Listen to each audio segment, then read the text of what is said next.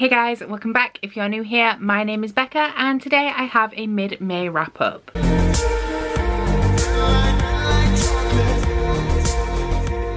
So I have started to do mid-month wrap-ups because I'm finding that at the end of the month I'm struggling to review the books that I've read in as much detail as I like to do. And as well as that, my wrap-ups can get pretty long, and both filming and editing such long videos can be pretty exhausting. Mid-month wrap-ups do not contain any stats. All the stats for my reading will come at the end of the month with my end of month wrap-up. But so far in the month of May I have read 4 books and I am going to be sharing them with you guys today. So the first book that I read in the month of May was Gossip Girl by Cecily von Ziegler. Now this is a young adult contemporary, although to me it does read a little bit older than young adult, but I think at the time that this was published new adult wasn't a thing, so maybe if it was published today it would be in the new adult category. But as it stands, this is a young adult contemporary that follows the socialites and the sons and daughters of rich people in New York City. They live in the Upper East Side, they go to private schools, etc, etc. This, as you can probably guess, is the book series that the TV show Gossip Girl is based on, which is why I own all of the books in this series, even though, as you guys will know if you've been here for a while, this kind of stuff is not really my jam. So this was my 3rd Bookopoly roll and it was a community chest card to read a randomly generated book off my shelves. I was dreading this. It's only short, but I really did not want to read this. It's one of those book series that I've had for a very long time. Kind of lied to myself and said that I'll get to it at some point, but pretty much do not intend to read it. But as I own all 12 or 13 books in this series, I don't want to admit defeat and let go of it. However, surprisingly enough, I actually gave this book 3 stars and I did not hate it, which I know I'm as shocked as anybody else. So this book was originally published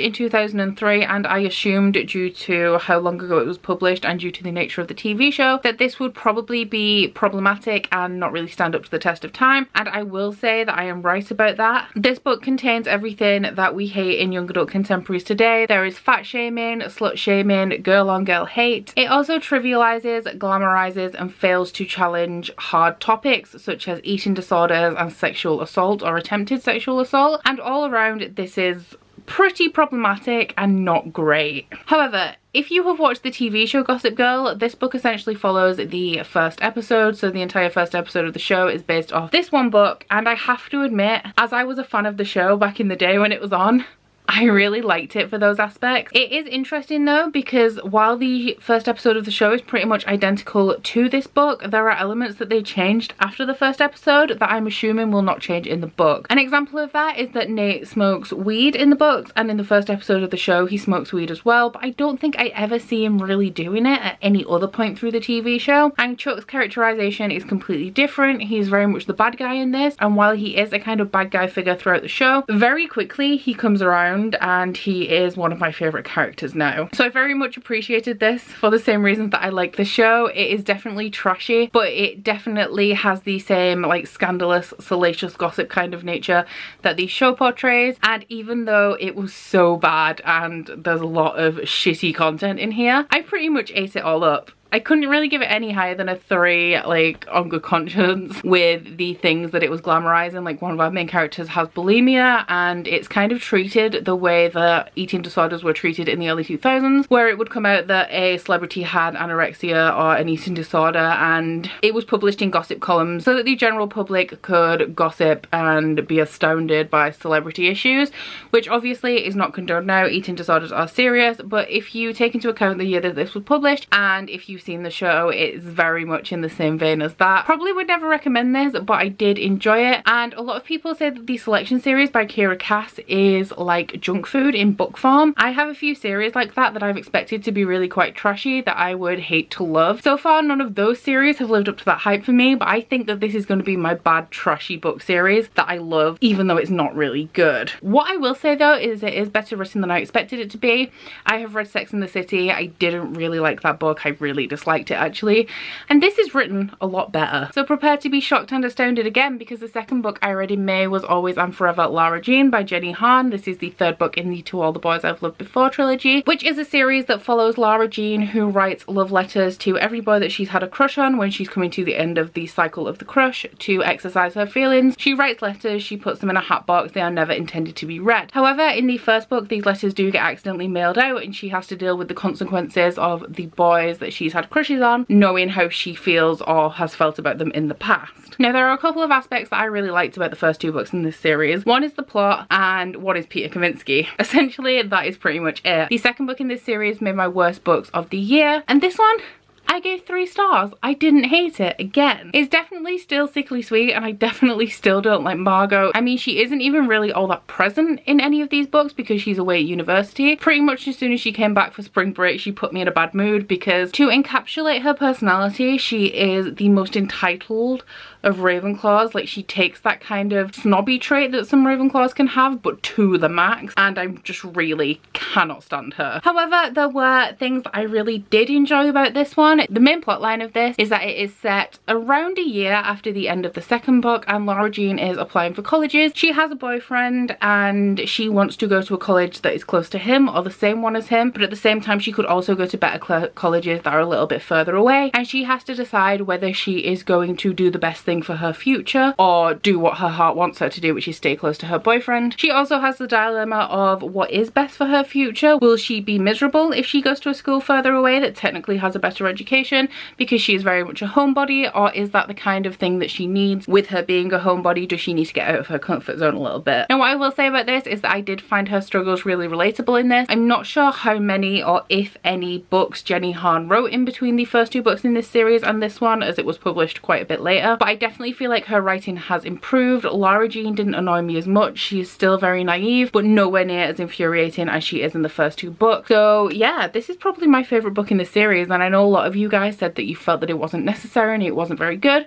but I really enjoyed this one. And this one was my 4th Bookopoly roll to read a contemporary or a romance. Now, the 4th book that I read in May may also be surprising to you guys, and that was Down Among the Sticks and Bones by Sean Maguire. This is I think it's my 6th Bookopoly roll to read an adult fantasy. This is the second book in the Wayward Children series, and this is a prequel to the first book. So in Every Heart a Doorway, we follow a group of children in Eleanor West's home for wayward children. I always want to say peculiar children. And essentially that home is filled with children who have been to portal worlds and have somehow made their way back to the real world. They've either been kicked out or accidentally stumbled out, but they want to go back. The portal worlds that they visited were the places that they consider home, and they don't want to be in reality. Now, Jack and Jill are 2 characters in Every Heart a Doorway, and this is the prequel story that takes place in the portal world that they visited before they were in Eleanor West's home for wayward children. I gave this book 5 stars. I enjoyed it a lot more than the first book, but my criticisms of Every Heart a Doorway were really about the plot. I really enjoyed the premise of this series, and I love Seanan Maguire's writing. It's quite flowery and evokes emotion. I just didn't really like the murder mystery plotline that is in the first book, but I wanted to continue because as these are more companion novellas than a direct series, I thought there would be at least 1 or 2 books in this series that I really enjoy, and this was one of them, and I didn't think it would be. So this takes place in an underworld. There is a vampire lord in another distant part of the world. There is a werewolf lord. There is also a mad scientist, and the portal world that Jack and Jill stumble into really is pretty grim. However, their home life is not great. As soon as they are born, they are assigned very strict gender roles. Jack and Jill's dad very much wanted a son, and their mother very much wanted a daughter. When they found out that they were having twins, they hoped it would be one of each, but unfortunately for them,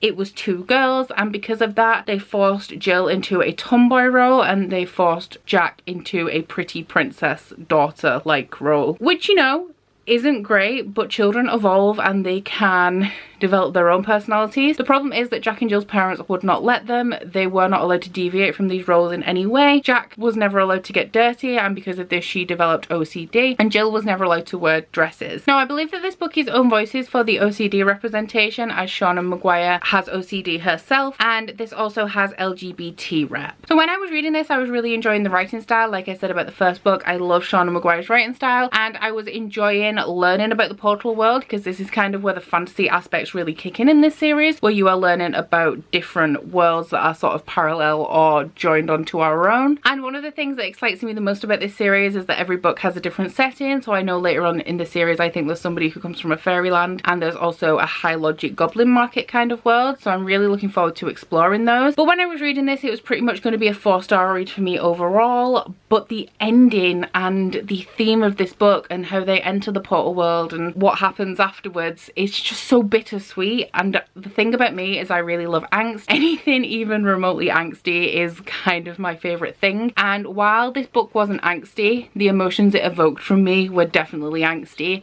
and because of that I bumped it up to 5 stars, because that's the kind of thing I want to feel when I'm reading a book. And the last book that I've completed so far in May is not on my Bookopoly TBR. This is for Bingoathon. I posted my TBR a couple of days ago. I will link it up here if you would like to see it. But this is a book that I have not hauled for you guys yet. This month is my birthday month, so I have quite a few new books, and it is Children of Wales Volume 1 by Abby Umeda. Now for Bingoathon, this one does cover the prompts to read a book I've been anticipating and also to read a cover by. Children of Wales by Abby Umeda is a manga. I'm not sure on the age range because I haven't gotten to grips with the age ranging of manga yet. So if you do know whether this is like a young adult, I think they call them shoujo, and I can't remember what the other one's called. I'm pretty sure they have like manga for boys and like manga for girls kind of age classification things. So anyway, if you know if this is like adult or young adult or whatever, then please let me know. But this follows a 14-year-old boy called Chakuro, who is the archivist for the Mud Whale. Now the Mud Whale is this sort of small town that floats on the sea of sand. On this island you have people who are marked and people who are unmarked. The people who are marked have special abilities that they can harness using their emotions. The problem is that they start to die around the age of 30 because something about this power does kill them at a young age. The unmarked are normal humans and they form the governing kind of bodies of this world. There is a council of elders and they have a mayor who is like the figurehead for the island and things like that. Now it seems that the council of elders really know what's going on, but the younger people, especially the marked people, don't know why they're there. They don't know what it is that they're inhabiting, and they don't know if they have a destination in mind or what is really going on at all. This book starts off in the 93rd year of the existence of the Mud Whale. Occasionally they will pass another island that is floating along in the sea of sand, and for a limited time period they can go there and scout it and salvage materials. One day they do float past an island and Chikoro is sent in the scouting party. When he is on this new island he does find a girl. This is revolutionary because they've never seen another human that hasn't been born or lives on the Mud Whale before. As she has knowledge of the outside world, she's very much a curiosity and everybody wants to know what she knows, but the question is, will she tell them, and do they really want to know what is outside of the Mud Whale? So the main thing that drew me to this before I even started to read it is the art style. It's very intricate for a manga. I will see if I can show you a sample. So as you can see, it really is quite beautiful, and the art style continues to be absolutely stunning throughout. Now I did give this manga 5 stars, but I don't want you to take that rating too seriously because this is only the second manga that I have ever read. So naturally I am rating them up a little bit because I haven't experienced like the full spectrum of like good manga, bad manga, so I don't really know how to review them yet. I'm still getting to grips with that. The storyline of this, I thought it was magical and beautiful. It is everything that I enjoy from Japanese stories. It had a really beautiful way of telling the story. The setting was perfect. I loved the fantasy aspects in this, and as this is quite a pastel, like really intricate, beautiful manga, I expected it to be more of an adventure story. However, there are quite a few dark things that happen in here and a level of brutality that I did not expect when I was going into it that I definitely appreciated. I have also started watching the anime that goes with this. I have watched the first 2 episodes, which are the ones that follow this first volume, and I won't be watching any more until I continue on with the manga series. However, what I've seen of the anime so far really closely follows the manga. It is essentially the art of the manga but in full colour and partially animated, and I'm also really loving that. I do like that I watched the anime straight after finishing the volume because it really cemented the story into my mind, and I'm really excited to continue on with this one. This one also doubles up for the Asian Readathon as it completes the challenges to read a translated book, to read a manga, and this is by a Japanese author. And as I forgot to mention it, Always and Forever Lara Jean by Jenny Han also counts for the Asian Readathon, as Jenny Han is a Korean American author. So those are all the books that I have read so far in May. I'm having a pretty decent reading month. Still pretty confident that I can get through the rest of my TBR before the end of the month, but we will have to see because my reading isn't quite where I want it to be, but I'm still optimistic. Please let me know how your reading month is going. How many books have you read so far in May and which one was your favourite? Please also don't forget to like this video if you liked it and subscribe if you want to. If you head into my description box, you'll find a link to my Goodreads, Instagram and Twitter if you'd like to follow me on any of those, as well as a link to my Bookish body butter and candle website, the Instagram for that, and a 10% off discount code. But that's it from me today. Bye! Oh, you bite your friend like chocolate. You say you'll go where nobody knows, with guns hidden under our petticoats. We're never gonna quit it, no, we're never gonna quit it, no.